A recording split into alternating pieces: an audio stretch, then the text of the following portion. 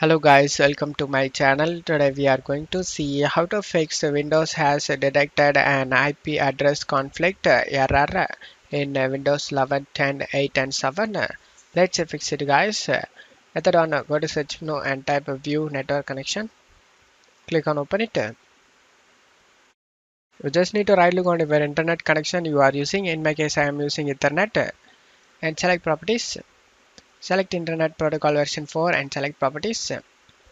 You just need to select obtain DNS server address automatically and select obtain an IP address automatically. After changing both option, select OK option and just to close stuff here. Method 2, you just need to go to search menu and type cmd, right click on the command prompt and select run as administrator and select yes.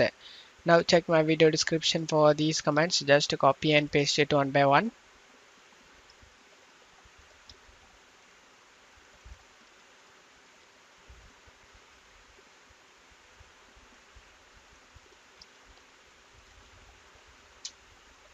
After finishing all these commands, just close stuff here and restart your PC. After restarting your PC, your problem should be fixed. And that's it for today's video guys. Give me a like and subscribe. Thank you.